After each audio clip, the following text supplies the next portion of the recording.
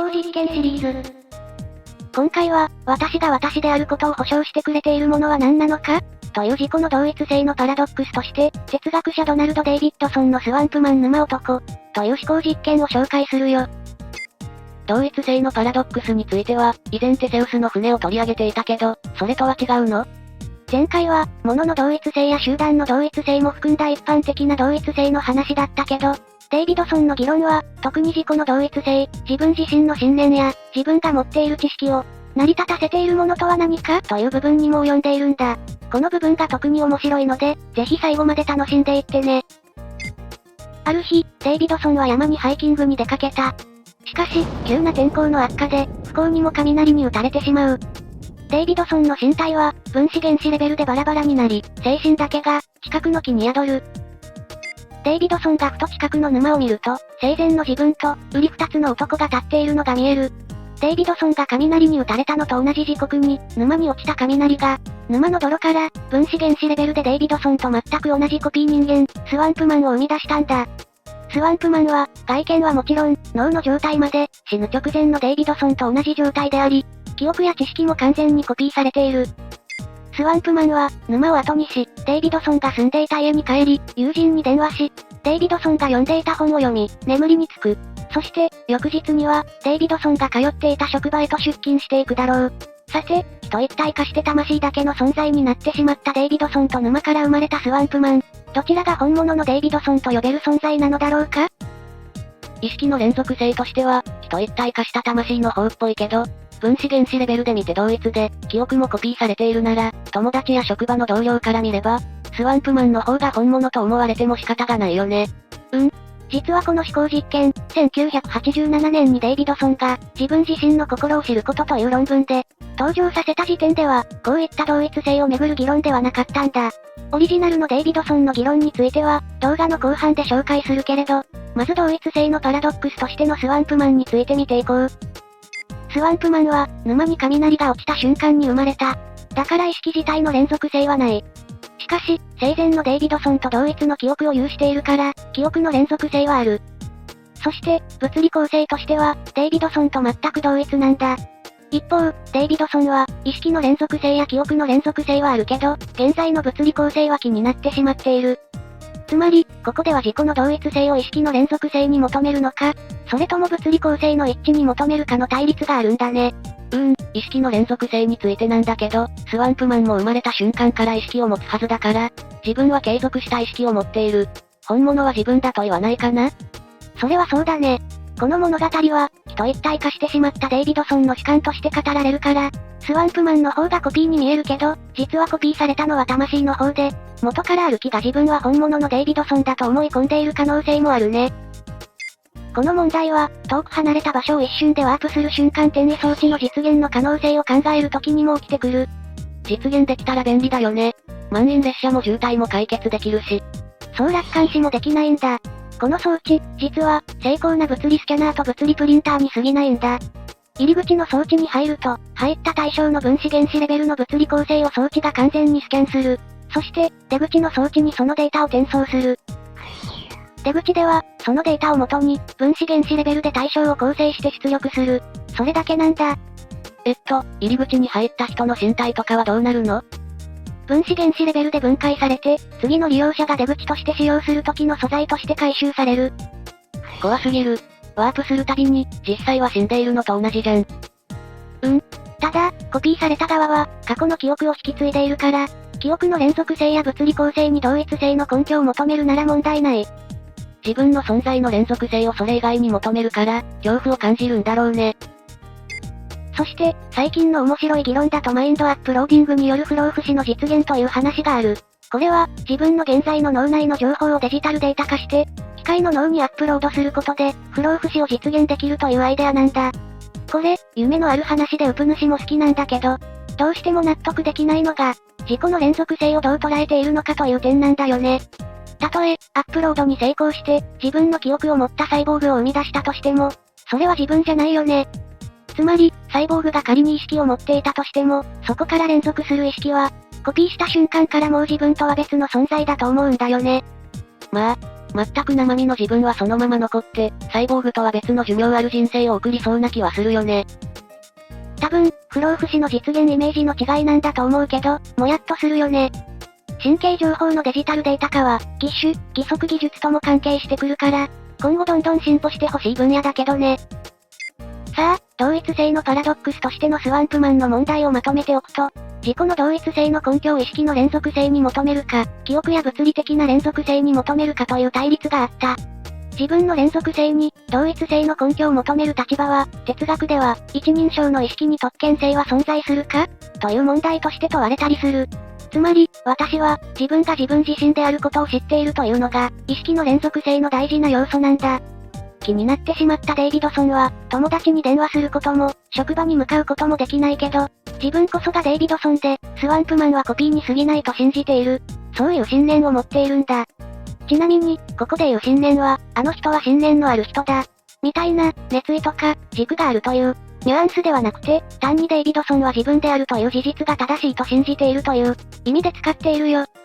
さあ、後半ではデイビドソン自身の議論を解説しながら、こういった自己の信念や知識を成立させ、正当化している根拠とは何か、という問題について考えていこう。オリジナルの議論でデイビドソンは、スワンプマンの思考実験に続けて、こう言っている。私のレプリカ、スワンプマンは私の友人を認識することはできない。誕生以前に、実際に友人を認識したことがないのだから、記憶の中に、友人の名前はあるだろうが、それが他ならぬ特定の人物の名前であると結びつけることはできない。同様に、家という言葉で私が意味していることも理解できない。スワンプマンが発する家という音は、それに正しい意味を与えるような文脈で学習されたものでは、ないので、全く意味を持たない。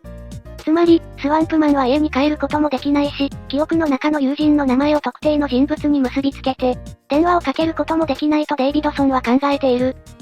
記憶や物質的な連続性があっても足りないということ？ああ。デイビドソンは、言葉の意味を理解するには、正しい文脈での学習が必要だと言っている。この立場は歴史主義と呼ばれたりする。そして、もう一つ、スワンプマンの思考実験は、心が外界の対象との間に持つ関係、思考性の問題と関わってくる。正しい文脈での学習、思考性、難しいな。大丈夫。いくつか聞き慣れない言葉が登場するけど、一つ一つ解説するから安心してね。まず、思考性、インテンショナリティだけど、例えば富士山の絵を描いてる女性がいたとして、彼女が描いている絵は、富士山を意味している。この場合、富士山の絵は、富士山に向かっての思考性を持っている。しかし、逆に富士山は、絵の思考性は持っていない。つまり、富士山を描いた絵は成り立つけど、その絵を再現した富士山というのは意味が成り立たない。絵が富士山に対して、思考性を持つように、私たちの心も現実の世界に思考性を持っている。この後ろの写真を見た時に、富士山だと思った人も多いと思うけど、まさにそれはみんなの心が富士山に対して思考性を持っているということなんだ。そして、逆に、その心の像のコピーとして、実際の富士山が存在しているとは、普通考えないよね？世界は自分の想像の産物みたいな特殊な立場を取らない限りは考えないね。思考性に方向性があるというのはそういう意味だよ。思考性について理解するには、同じような意味を持つ言葉の意味を知るのも役立つよ。よく登場するのが、アバウトネス、何々について性と訳されるけど、富士山を描いた絵は富士山について性を持つと言われたりする。この言葉は、ドイツの現象学の哲学者フッサールを知っている人はピンときたかもしれないけど、フッサールが意識の特徴を表した意識とは何者かについての意識であるを、チザムという人が英語圏に輸入して、それが現在も受け継がれているんだ。私たちの感覚って、外から来る刺激を受け取るだけっていう受動的な側面が強いけど、意識だけは、特定の対象に向かう、能動的な働き、つまり思考性を持っているんだ。次に、リプレゼンテーション、表彰という言葉だけど、これは外界の対象に対して心が持つイメージを意味する言葉で、ほぼ思考性と同じ意味なんだ。この単語、辞書で聞くと、普通、代表とか、代議制選挙という意味が出てくるけど、似た意味があるんだ。例えば、マリサが富士山に行って、思い出話以外に、家族に富士山について伝えるときどうする？写真撮るとか？写真を撮る。それは富士山の姿の代理、つまり富士山の姿を代表している。同じように、心に富士山を思い浮かべるときには、それは富士山を代表するもの、イメージなんだ。富士山そのものが物理的に頭の中に入っちゃったら大変なことになるからね。潰れるね。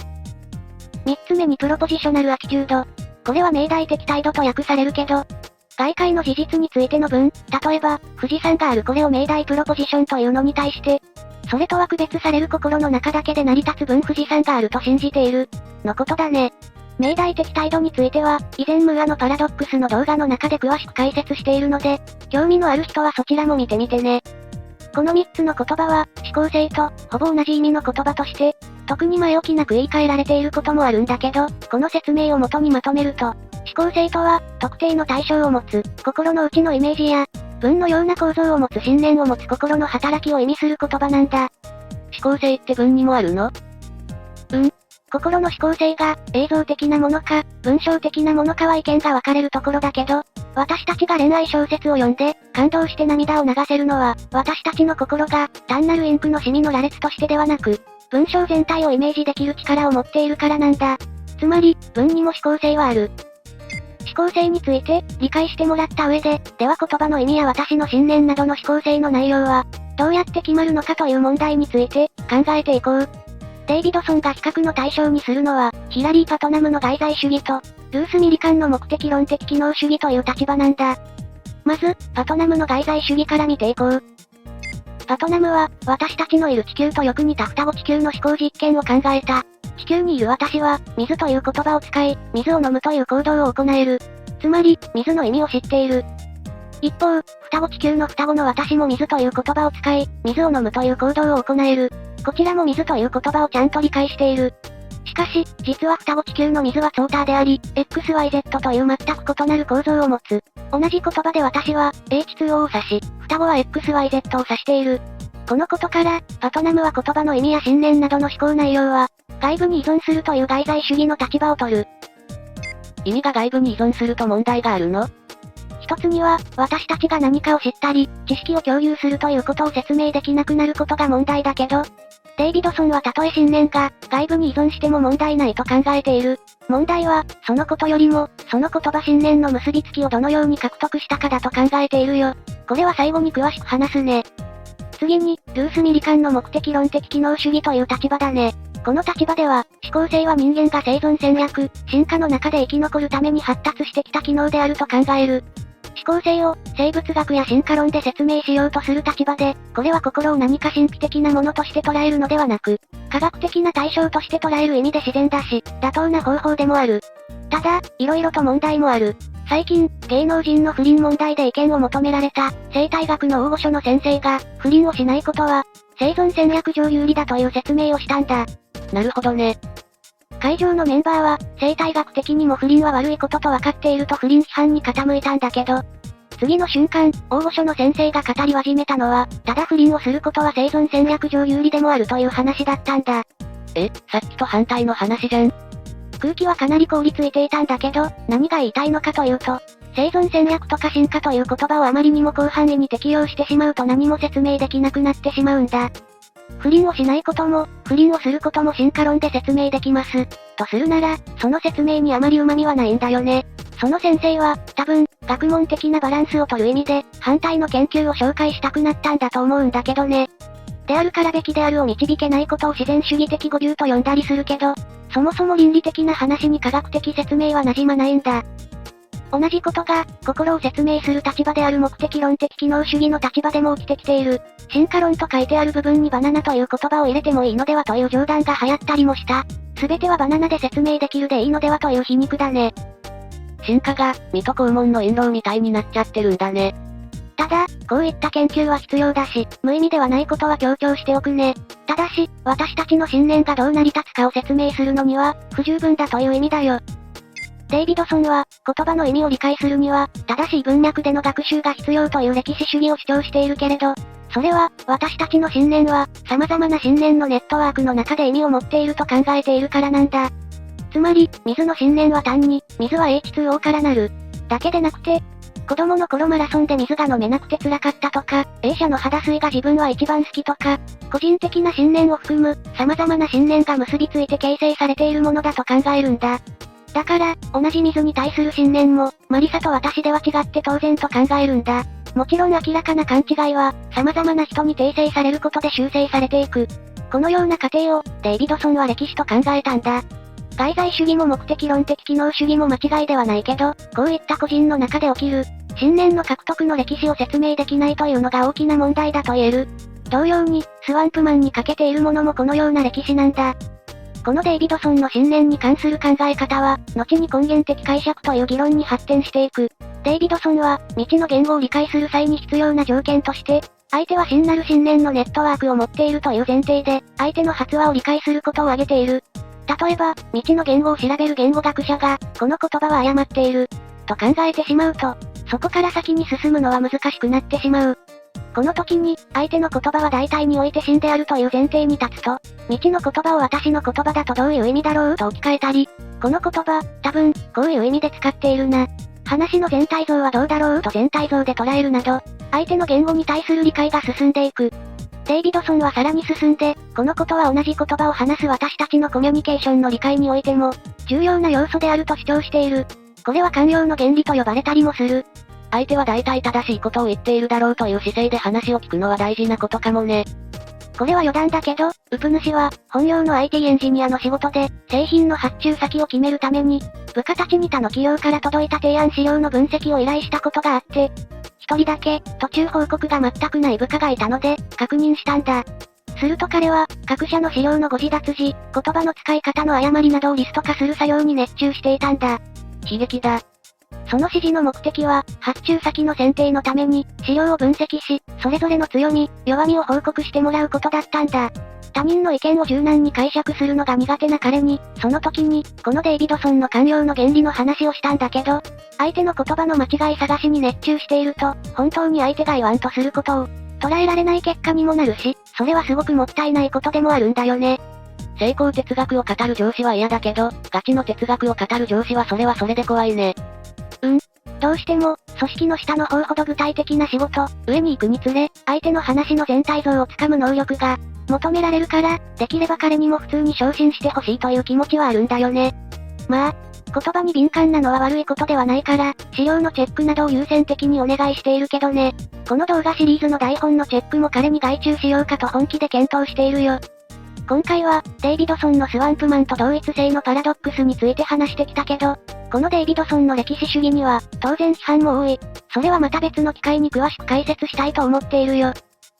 最後に、参考文献を紹介するね。スワンプマンの思考実験は、ドナルド・デイビドソンの主観的、監視観的、客観的という本の、自分自身の心を知ることという論文に初登場します。その後何パターンか登場しているけれど、元ネタに興味のある人は読んでみてね。デイビッドソン自身の哲学や根源的解釈や寛容の原理について、わかりやすく解説してくれる入門書としては、森本光一デイビッドソンをおすすめします。自己の同一性やデビッドソンの哲学について皆さんの感想などもぜひコメントで教えてもらえれば嬉しいです。今回も、動画を最後まで見てくれてありがとうございます。この動画へのご意見や、今後扱ってほしい話題なども、ぜひコメントお願いします。このチャンネルでは、今後も思考実験や、哲学や心理学、学習関連の動画を上げていく予定です。高評価チャンネル登録もぜひよろしくお願いします。それでは、皆さん、お元気で。またねー。